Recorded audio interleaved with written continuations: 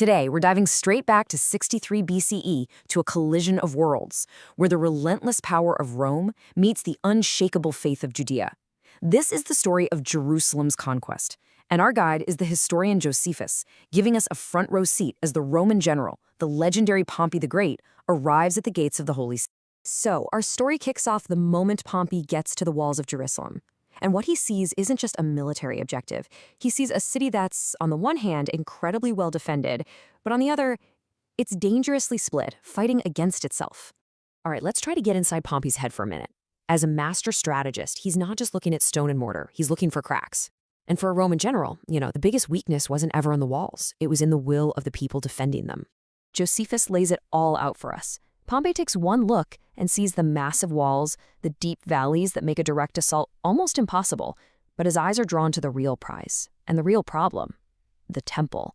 It wasn't just a holy site, it was a fortress within a fortress. Pompey knew right away that even if he took the city, the last and bloodiest fight would be for that sacred ground. And here's the thing.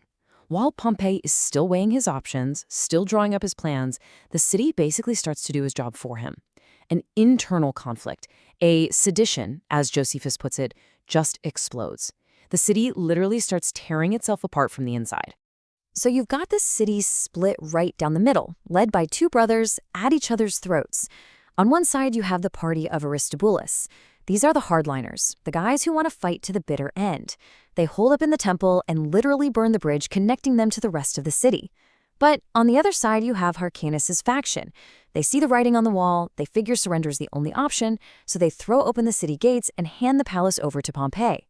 I mean, this is textbook divide and conquer playing out in real time. With the main part of the city now in Roman hands, the real battle can finally begin. Pompey turns his entire war machine and focuses it on that last pocket of resistance, the Temple Mount. Josephus really highlights the massive engineering problem here. To even get his siege engines close to the temple walls, Pompey had to fill in this enormous, deep valley. The defenders had the high ground, every advantage. And this is where you really see Pompey's military genius shine. He notices something really specific about his enemy's customs. On the Sabbath, the Jewish defenders would fight back if they were directly attacked, sure, but they wouldn't lift a finger to stop non-combat work.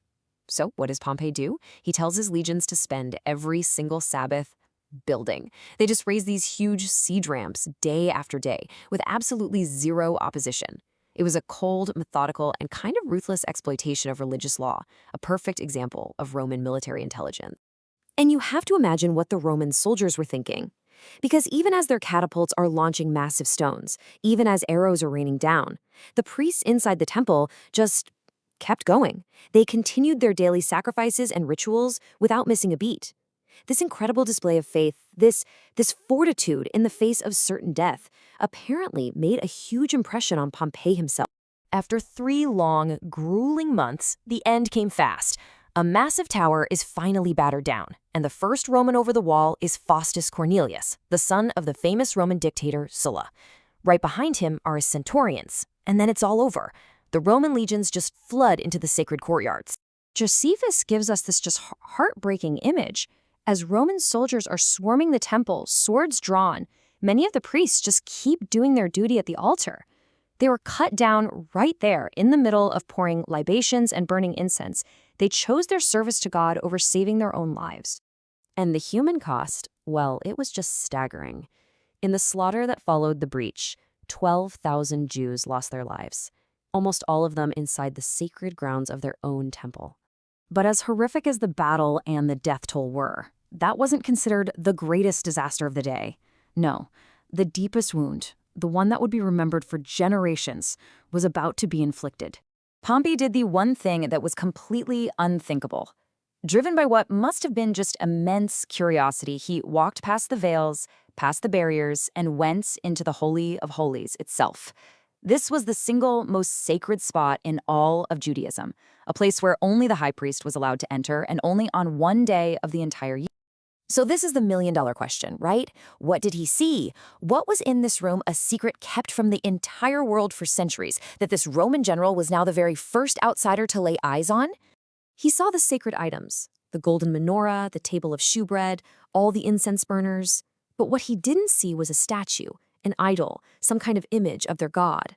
To a Roman whose temples were full of them, this must have been just mind-boggling. And then he did something even more shocking. In an age where looting a conquered temple was just standard practice, Pompey touched nothing. He left the 2,000 talents of sacred money, a massive fortune, right where it was.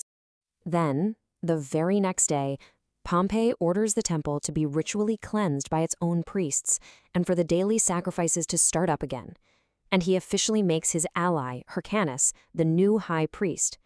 It was an incredibly shrewd political move. It was his way of restoring some kind of normalcy and signaling that his war was with the rebel king, not with the Jewish religion itself. Okay, so the battle is over. Now let's look at the fallout. How did Pompey turn this military win into a brand new political reality for the whole region? See, Pompey didn't just conquer a city. He systematically took apart the independent Hasmonean kingdom. He stripped away every single territory and city that the Jewish kings had captured over the last 100 years or so. You can really see the new map he's drawing right here. He took all these non-Jewish, Hellenistic cities, freed them from Judean control, and put them all under the authority of the Roman governor of Syria. This is straight out of the Roman playbook. Shrink a powerful kingdom down to a small, dependent state that could never threaten you again. And for the final nail in the coffin, Pompey takes the defeated king Aristobulus and his kids and drags them all the way back to Rome in chains to be paraded in his victory celebration. This move took his rival off the board for good and sent a crystal clear message to everyone. The days of an independent Judea were over. The age of Rome had officially begun. Which leaves us with this one fascinating question to think about. Pompey's surprising restraint in the temple, was that a genuine act of respect for an ancient religion he didn't understand? Or was it the cold, calculated move of a brilliant politician, a gesture designed to pacify a conquered people and make Roman rule go down a little bit smoother? The truth is, it was probably a little bit of both.